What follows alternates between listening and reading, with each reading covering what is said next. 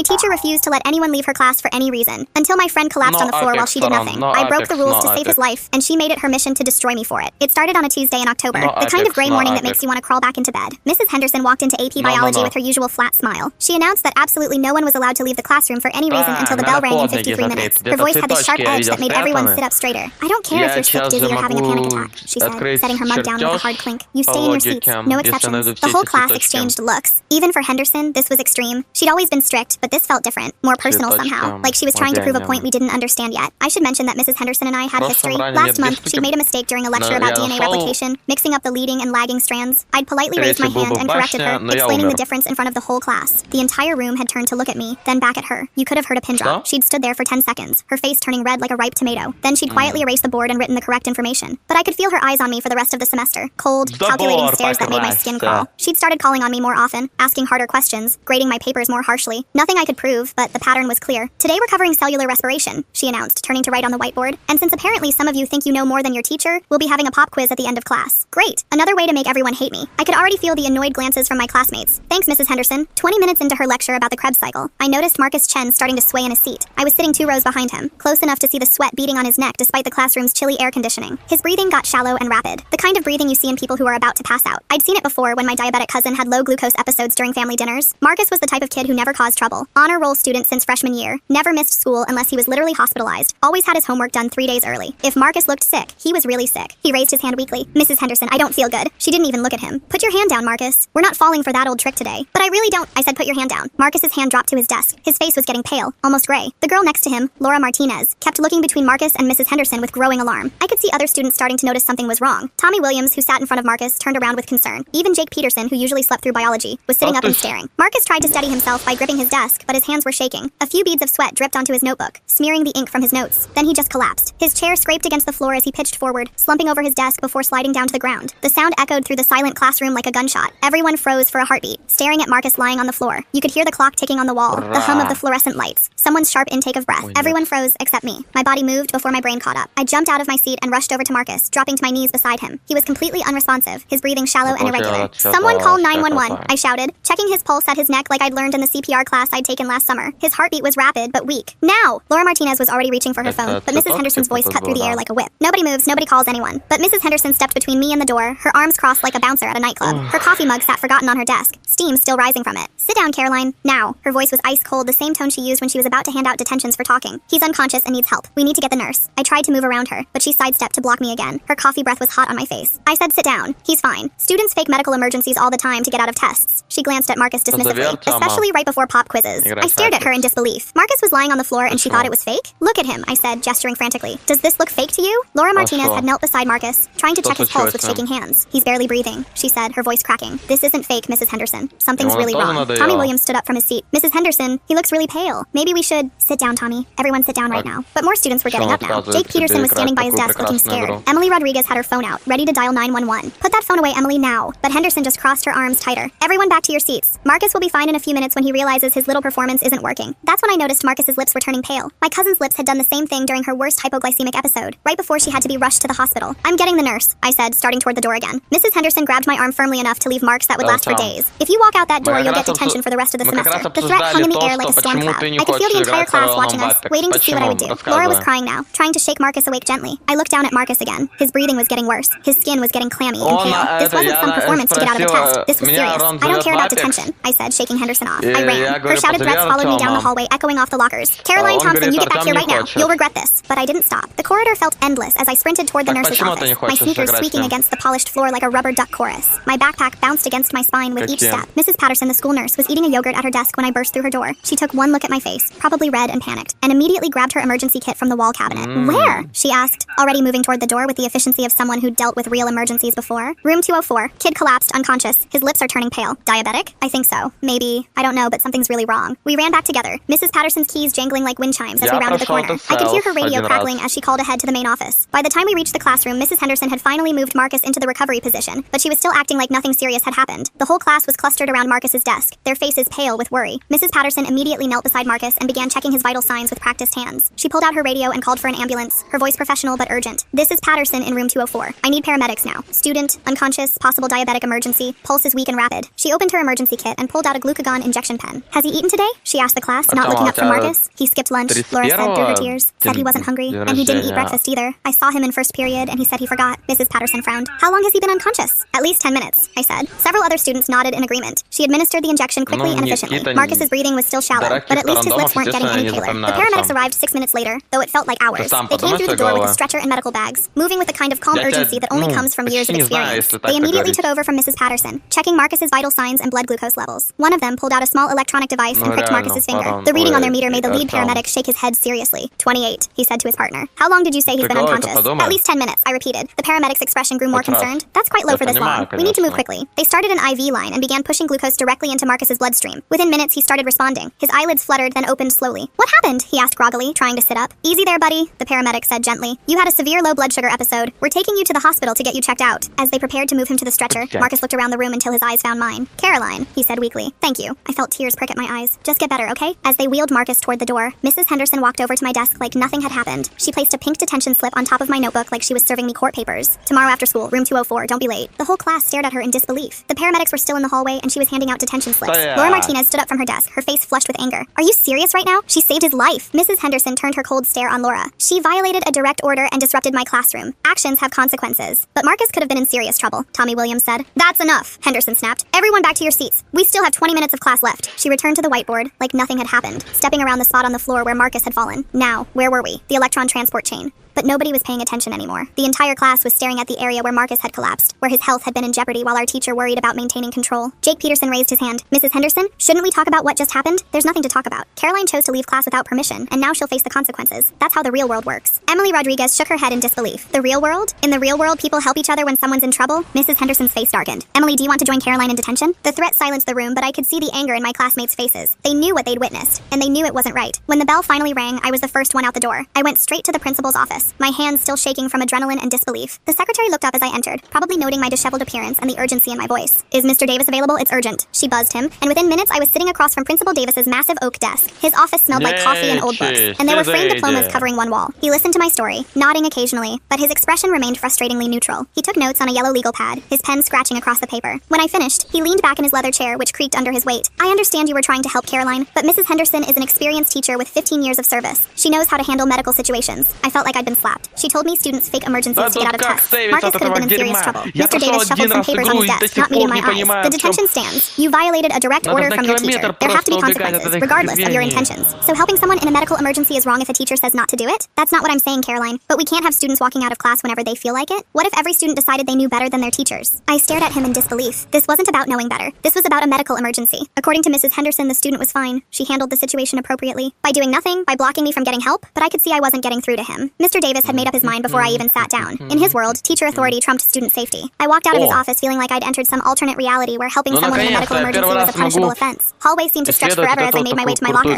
other students giving me curious looks. Word was already spreading. I could hear whispered conversations stopping when I walked by, see students pointing at me and talking in hushed tones. That evening, I called Marcus's mom to check on him. Mrs. Chen answered on the first ring, her voice tired but grateful. Caroline, thank goodness you called. Marcus is stable, but they're keeping him overnight for observation. How bad was it? She was quiet for a moment. The doctor said his glucose was critically low. 28 is dangerous territory. If he'd been unconscious much longer, he could have gone into a coma. There could have been serious complications. My stomach dropped. Serious complications. While Mrs. Henderson was worried about students faking emergencies, the doctor said you probably saved his life by getting help when you did. If you'd waited even 5 more minutes. She didn't finish the sentence, but she didn't need to. We both knew how close it had been. Thank you, Mrs. Chen said, her voice thick with emotion. You did the right thing, no matter what anyone at that school says. But at school the next day, I was the villain. Mrs. Henderson had spent her morning coffee break in the teacher's lounge, telling anyone who would listen about my disruptive behavior and complete disregard for authority. Word spread fast in a small school. Teachers who used to smile at me in the hallways now looked at me with disappointment. Some wouldn't even make eye contact. During lunch, I overheard Mr. Garcia talking to Mrs. Kim near the vending machines. Caroline Thompson walked out of Henderson's class yesterday. Complete disregard for authority. Henderson says it's part of a pattern. That's not like her, Mrs. Kim replied, glancing in my direction. She's usually such a good student. Well, you never really know kids these days. Henderson says she's been having problems all semester. Disrespectful, argumentative. I wanted to march over there and tell them the truth, but I knew it wouldn't matter. They'd already made up their minds. Mrs. Henderson's version was spreading like wildfire while the truth suffocated in silence. I ate my sandwich in the far corner of the cafeteria, avoiding eye contact with anyone. Even some of my friends seemed unsure about approaching me. The invisible scarlet letter was working perfectly. During chemistry class, Mr. Peterson gave me a concerned look when I walked in. After class, he pulled me aside. Caroline, is everything okay at home? Mrs. Henderson mentioned you've been having some difficulties. I stared at him. What kind of difficulties? She didn't go into details, but she's concerned about your behavior lately. Said you've been acting out, being disrespectful. Mr. Peterson, I helped a student who collapsed. That's all I did. He looked uncomfortable. That's not how Mrs. Henderson tells it. And there it was. The poison was spreading, turning teachers against me with carefully crafted lies and half-truths. The detention was scheduled for 3:15. I showed up 5 minutes early and found Mrs. Henderson grading papers at her desk, red ink bleeding across student essays like wounds. She didn't look up when I entered. Take a seat in the back. You'll be copying pages 247 through 265 from the biology textbook, by hand, no abbreviations. For the next hour, I copied meaningless passages about photosynthesis while she worked at her desk. The silence was suffocating, broken only by the scratch of pencil on paper and the occasional satisfied grunt from Henderson as she marked another paper. Every few minutes, she'd look up at me with this satisfied smirk, like watching me write was the highlight of her day. Her eyes held a malicious glint that made my skin crawl. When the clock finally hit 4:15, she looked up from her grading. Finished? I held up the pages of copied text, my hand cramping from gripping the pencil so tightly. She glanced at them dismissively and handed me another detention slip. Same time tomorrow. Maybe you'll learn to follow instructions. This continued for a week. Every day at 3:15, another hour of mindless copying while Mrs. Henderson savored her power trip. Every day, another detention slip for the next afternoon. By Wednesday, she'd escalated the punishments. Instead of copying, I had to clean all the lab equipment. Beakers, test tubes, microscope slides. Everything had to be spotless, which meant scrubbing the same pieces multiple times until she was satisfied. Maybe some manual labor will teach you humility, she said, watching me scrub a beaker for the 3rd time. You clearly weren't raised to respect authority. My hands were raw from the harsh soap and constant scrubbing. When I finally finished, she inspected my work like a drill sergeant conducting inspection. Do it again. This one has water spots. By Thursday, other students started avoiding me in the hallways. The word was spreading that I was a problem student who couldn't be trusted. Teachers were giving me strange looks, and my grades started slipping in other classes because I couldn't get to after-school tutoring sessions. Mrs. Henderson had made sure the detentions ran until 5 p.m., eliminating any chance of getting extra help or participating in activities. Friday's detention was the worst yet. She made me reorganize the entire supply closet. Boxes of chemicals, lab equipment, outdated textbooks. Everything had to be sorted, labeled, and arranged to her exact specifications. This should keep you busy, she said with obvious satisfaction, and maybe next time you'll think twice before defying a teacher. I spent 3 hours in that stuffy closet, breathing in dust and chemical fumes while she sat at her desk reading a magazine. When I finally emerged, covered in grime and sneezing from the dust, she barely glanced up. Clean yourself up before you leave. We can't have you tracking dirt through the halls. My parents were starting to ask questions about why I was coming home so late every day. I kept making excuses about staying after for study groups, hoping this nightmare would end, but Mrs. Henderson showed no signs of letting up. By the time I got home that Friday, it was nearly 6 p.m. My parents were waiting in the kitchen, and they did not look happy. Sit down, Caroline, my dad said, his voice unusually stern. We need to talk. I knew I couldn't keep lying. The guilt was eating me alive, and I was exhausted from the week of abuse. So I told them everything. Marcus's collapse, Mrs. Henderson's refusal to get help, the detention, the escalating punishments. My dad's face went through about 6 different emotions before settling on pure fury. His jaw clenched so tight I thought he might break a tooth. My mom just sat there shaking her head in disbelief. You're telling me they're punishing you for getting help for an unconscious student? My dad asked, his voice dangerously quiet. That's exactly what I'm telling you. My mom pulled out her phone with the determination of a general planning battle strategy. We're calling the school first thing Monday morning, but Mrs. Henderson was already 3 steps ahead. Over the weekend, she'd spent hours crafting a formal complaint against me. On Monday morning, she filed it with the district office for chronic disruptive behavior and defiance of authority. The complaint was a masterpiece of manipulation, painting me as a troubled student with behavioral issues who'd been escalating all semester. She mentioned the DNA correction incident as evidence of my pattern of disrespect and my need to undermine teacher authority. I was called to the counselor's office during second period. Mrs. Foster, who'd always been kind to me, looked genuinely uncomfortable as she explained that the school board was reviewing my case. They're considering suspension, Caroline. This is serious. I felt like the world was tilting off its axis. For getting help when someone was having a medical emergency? Mrs. Foster sighed, rubbing her temples like she had a headache. Mrs. Henderson has been here for 15 years. She has an exemplary record. The administration trusts her judgment completely.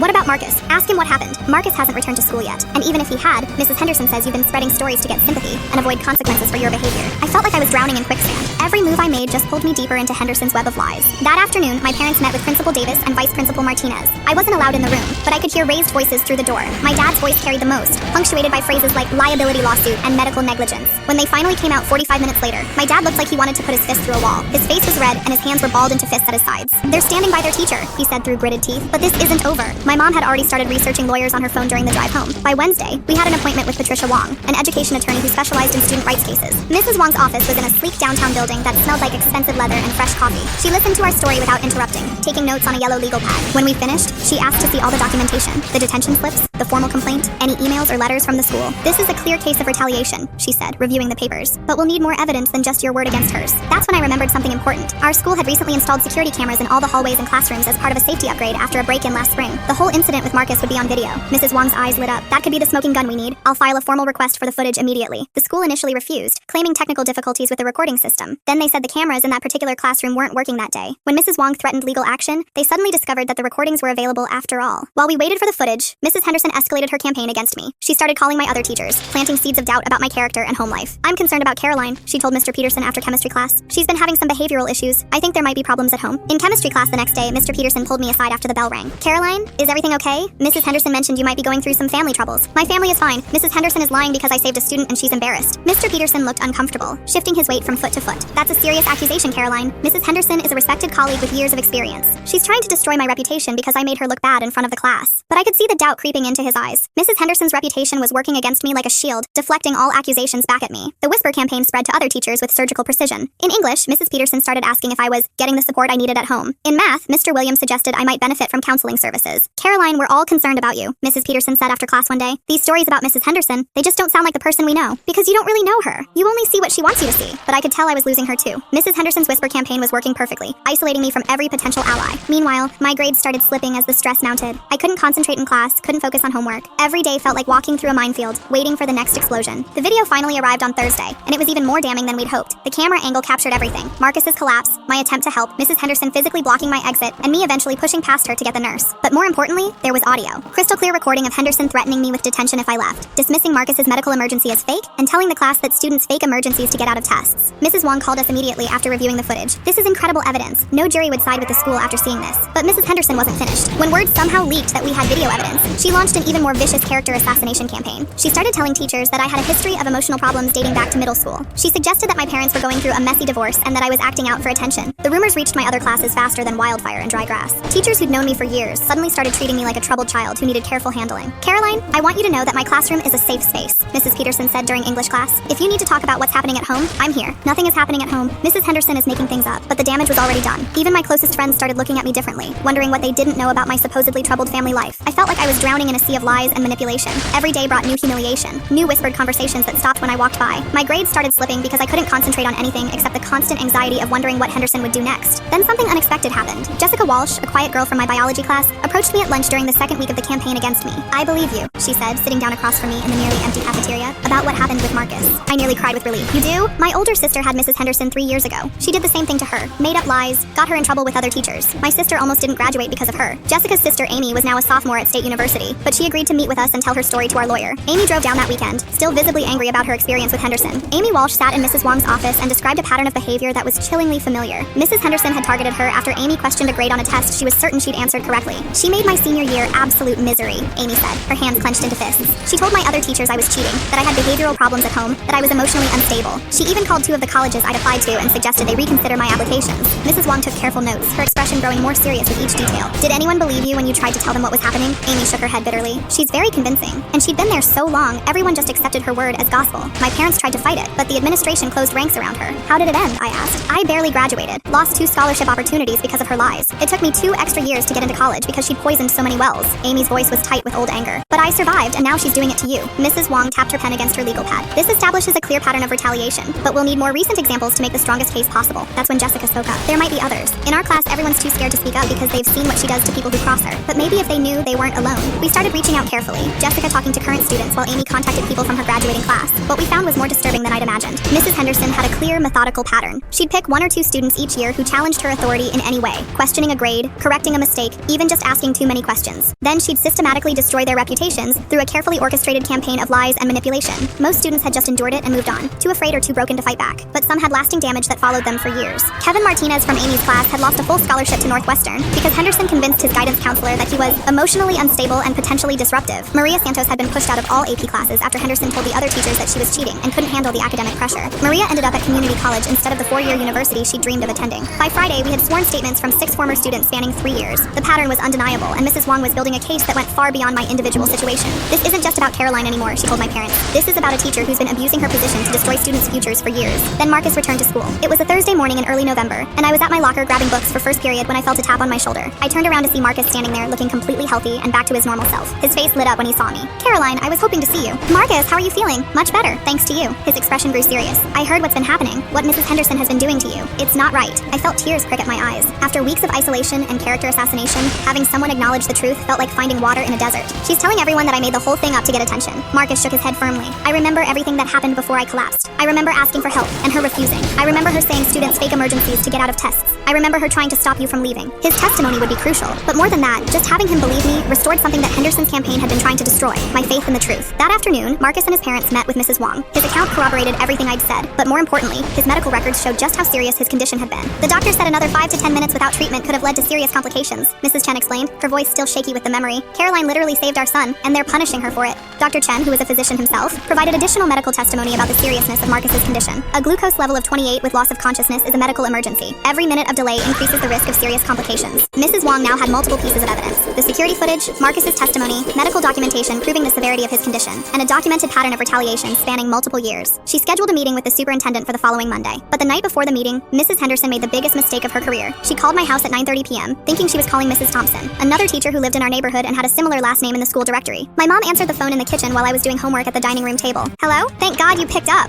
came Mrs. Henderson's voice, loud enough for me to hear from the next room. "I need to talk to someone about this Caroline Thompson situation." My mom's eyes widened, and she quickly put the phone on speaker, while gesturing for me to grab the recording app on her phone. Mrs. Henderson launched into a vicious rant that revealed everything we'd suspected and more. "This little troublemaker thinks she can embarrass me in front of my class and get away with it. I'm going to make sure she's expelled from this school and blacklisted from every decent college in the state." She kept going, digging herself deeper with every word. "I've already called 3 colleges on her application list, told them she has serious behavioral problems and a history of defying authority. No decent school will want to deal with that kind of trouble." My mom let her talk, recording every word while making faces of shock and disgust. Henderson's voice dripped with malice as she outlined her plans. "I've been doing this for 15 years. I know exactly how to handle problem students like her. By the time I'm done, her academic record will be so damaged that she'll be lucky to get into community college." She bragged about her systematic campaign against me, admitting to spreading lies to other teachers and sabotaging my relationships with potential allies. The best part is, everyone believes me because I've been here so long. Her word against mine? Please, I'm a respected educator with an exemplary record. Finally, after 3 full minutes of incriminating herself, my mom spoke up. "This is Caroline's mother, not whoever you think you're calling." The silence on the other end was deafening. Then the line went dead with a sharp click, but the damage was done. Mrs. Henderson had just confessed to everything we'd suspected and more, all while being recorded on a clear phone line. My mom immediately called Mrs. Wong, who nearly shouted with excitement when she heard about the recording. "This is incredible. She just admitted to harassment, educational sabotage, and defamation of character. The school district will have no choice but to act." The superintendent's meeting the next day was unlike anything I'd expected. Mrs. Wong played the recording for everyone in the room: Superintendent Johnson, Principal Davis, Vice Principal Martinez, and the head of the school board. The temperature in the room seemed to drop 10 degrees as Henderson's voice filled the air with her venomous threats. Superintendent Johnson's face went from professional concern to barely controlled anger as the recording continued. "This is completely unacceptable," he said when the recording ended. "We'll launch a formal investigation immediately, and Mrs. Henderson will be suspended pending the outcome." Within 2 hours, Mrs. Henderson was escorted from the building by security, carrying a box of her personal belongings. I watched from the window of Mrs. Foster's office as she loaded her car, her face a mask of fury and humiliation. The news spread through the school like wildfire. Students who had been whispering about me behind my back suddenly wanted to know what had really happened. Teachers who had treated me with suspicion started looking embarrassed about their behavior. But even suspended, Mrs. Henderson wasn't going quietly. She hired Lawrence Blackwell, a lawyer known for defending teachers in disciplinary cases, and prepared to fight the charges.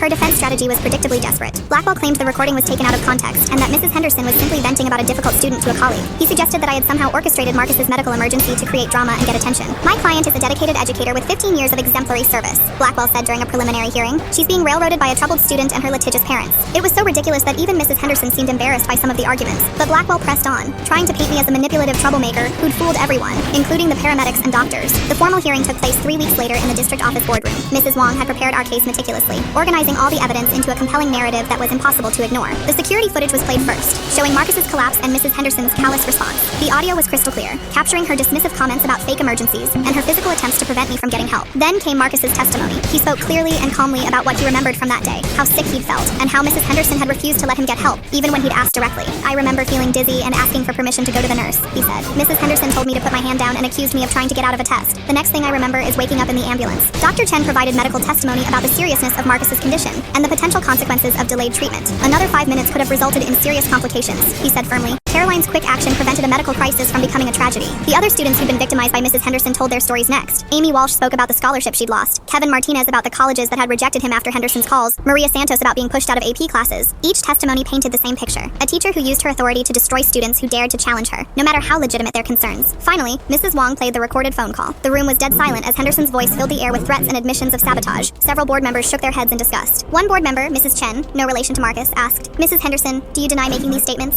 Henderson's lawyer whispered something in her ear before she answered. I was frustrated and spoke inappropriately, but my actions in the classroom were appropriate. "Appropriate?" Mrs. Chen shot back. "You prevented a student from getting medical help for a classmate having a diabetic emergency. How is that appropriate?" Blackwell's defense was weak and desperate. He tried to argue that Mrs. Henderson was just a dedicated teacher trying to maintain classroom discipline, but the evidence was overwhelming. "Even if we accept that Mrs. Henderson believed the medical emergency was fake," Mrs. Wong said in her closing argument, "the recording proves that her actions were motivated by personal revenge, not educational judgment." The school board deliberated for only 30 minutes. When they returned, Superintendent Johnson looked grim. After reviewing all the evidence, the board votes unanimously to terminate Mrs. Henderson's employment, effective effective immediately. Her teaching license will also be revoked pending a state investigation. Mrs. Henderson's face crumpled as the verdict was read. 15 years of her career ended in disgrace because she couldn't let go of her ego long enough to get help for a student having a medical emergency. Blackwell immediately announced they would appeal the decision, but Mrs. Wong was confident. No appeals court will overturn this. The evidence is too clear. The local news picked up the story that evening. Teacher fired after punishing student for saving classmate. Ran on all 3 network affiliates. Mrs. Henderson's photo appeared next to headlines about administrative overreach and student safety. By the next morning, the story had gone viral on social media. Parents across the district were sharing the article with comments like, "This could have been my child," and "How many other teachers are like this?" The story even made national news when a cable network picked it up. Suddenly, I was getting interview requests from reporters wanting to talk about student rights and teacher accountability. Mrs. Henderson tried to get another teaching job, but the story followed her everywhere. School districts wouldn't even interview her once they searched her name online. Within 6 months, she had moved to another state, but even there, the story haunted her. Meanwhile, the positive changes at our school were immediate and far-reaching. The administration implemented new policies about medical emergencies. No teacher could prevent a student from seeking help for a medical situation, period. They also added mandatory training on recognizing genuine emergencies versus attention-seeking behavior, though most teachers admitted they would have acted differently than Henderson regardless. Students who had been quietly suffering under other problem teachers started speaking up, emboldened by seeing that the administration could no longer ignore patterns of abuse. Mrs. Rodriguez, the Spanish teacher, was investigated after 3 students came forward with similar stories about retaliation and grade manipulation. She resigned before the investigation concluded. Mr. Thompson in the math department was put on probation after students reported his habit of humiliating kids who asked for help. The entire school culture shifted. Teachers became more careful about how they treated students, knowing that their actions would face real scrutiny. Students felt safer reporting problems, knowing they wouldn't automatically be dismissed. Mr. Davis, who had initially dismissed my concerns, personally apologized during a meeting in his office. "I should have investigated your claims instead of automatically siding with a teacher just because of her tenure. I failed you, and I'm sorry. My other teachers started treating me differently too." Mr. Peterson in chemistry pulled me aside after class one day. "Caroline, I owe you an apology. I let Mrs. Henderson's lies influence my judgment instead of trusting what I knew about your character." Marcus and I became incredibly close friends after everything we'd been through together. We started a peer advocacy group at school for students who needed help navigating conflicts with teachers. "You saved me," he told me one afternoon as we worked on biology homework in the library. "And then you saved me again by fighting Henderson when she tried to cover it up." The peer advocacy group grew quickly. Within a semester, we had 25 student members and 3 teacher advisors. We helped students document problems with teachers, navigate the complaint process, and provided emotional support during investigations. We helped 7 students that first year, including a freshman who was being targeted by her geometry teacher for asking too many questions, and a senior who was being graded unfairly because she'd reported a coach for inappropriate comments. My parents sued the school district for emotional distress, defamation, and educational interference. The case took 8 months to resolve, but we eventually settled for $150,000, enough to pay for my entire college education. More importantly, the settlement included provisions for better oversight of teacher conduct, clearer policies protecting students who report emergencies, and annual training on recognizing and preventing teacher retaliation. The colleges that Mrs. Henderson had contacted to sabotage my applications all sent letters of apology. Harvard, Stanford, and MIT not only restored my applications to their original status, but offered additional consideration for overcoming adversity. I chose MIT for their biomedical engineering program, inspired by my own experience to pursue emergency medicine with a focus on developing better emergency response systems in schools. My senior year was completely different from the nightmare junior year had become. Teachers treated me with respect, even admiration. I was elected class president, nominated for multiple academic awards, and asked to speak at graduation about courage and standing up for what's right. Marcus was valedictorian, maintaining his perfect GPA despite everything he'd been through. In his speech, he talked about the importance of having advocates, people willing to fight for you when you can't fight for yourself. "Caroline Thompson saved me in that biology classroom," he said, his voice carrying clearly across the packed auditorium. "But she did more than that. She showed all of us what it means to stand up for what's right, even when the whole system is against you." Years later, I became Dr. Caroline Thompson, attending physician and patient advocate. I developed training programs for schools on emergency response protocols, working with districts nationwide to prevent the kind of institutional failure that had nearly cost Marcus his health. Marcus became a successful biomedical engineer whose glucose monitoring innovations have helped thousands of diabetic patients avoid emergencies like the one he experienced. We often presented together at education conferences, telling our story to administrators and teachers who were still learning how to balance authority with responsibility. I often get letters from teachers who attended our training sessions, telling me about students they helped because they remembered our story. Mrs. Henderson tried to destroy me, but instead she created an advocate who would spend her career preventing other students from facing what we endured. Last month, Marcus started his freshman year at MIT studying biomedical engineering. He texted me a photo from his first day with the message, "Thanks for saving me." Again, every morning when I put on my white coat and walk into the emergency department, I think about that scared 17-year-old girl who made a split-second decision to run for help. She had no idea that moment would define the rest of her life, but she knew what was right. Mrs. Henderson wanted to make me an example of what happens to students who step out of line. Instead, she made me an example of what happens when you refuse to let injustice win. Mrs. Henderson lost her job, her reputation, and her career. But Marcus and I, we found our calling, and that makes us the real winners in this story.